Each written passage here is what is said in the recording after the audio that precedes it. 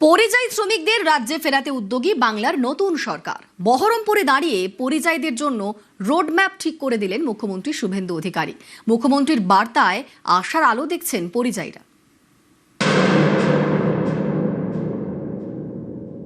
আমি এখানে অ্যাডমিনিস্ট্রেশনকে, district ম্যাজিস্ট্রেটকে encourage করতে বলেছি যে পরিযায়ী শ্রমিকদেরকে ফিরিয়ে আনুন।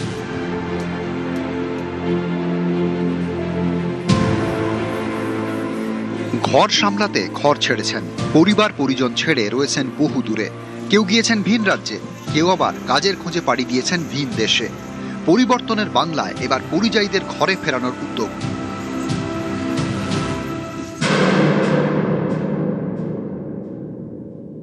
আমি এখানে অ্যাডমিনিস্ট্রেশনকে, ডিস্ট্রিক্ট ম্যাজিস্ট্রেটকে এনকারেজ করতে বলেছি যে পরিযায়ী শ্রমিকদেরকে ফিরিয়ে আনুন।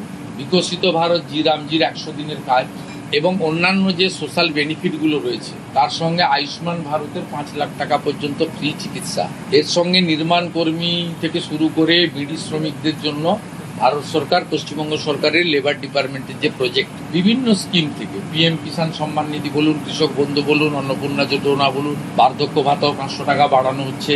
125 দিনের কাজের ক্ষেত্রে unskill 300, semi skill 450, high skill 600, সব মিলিয়ে একটা পরিবার 15-18 হাজার টাকা প্রান্তিক পরিবার তারা পেতে পারেন। সঙ্গে প্রধানমন্ত্রী যে অন্ন সুরক্ষা যোজনার রেশন আর আয়ুষ্মান ভারতের ফ্রি হেলথ সার্ভিস। মুর্শিদাবাদ বাংলায় সব থেকে বেশি পরিযায়ী শ্রমিক এই জেলায়। এই জেলা থেকে কম করে 8 লক্ষ শ্রমিক কাজের খোঁজে পাড়ি দিয়েছেন ভিন রাজ্যে, ভিন দেশেও। এই মুর্শিদাবাদে দাঁড়িয়েই পরিযায়ীদের ফেরানোর বার্তা দিলেন মুখ্যমন্ত্রী। শুক্রবার বহরমপুরে প্রশাসনিক সভা করেন শুভেন্দু অধিকারী। সভা শেষেই বার্তা, রাজ্যের প্রশাসনিক প্রধানের বার্তায় আশার আলো দেখছেন পরিযায়ীরা।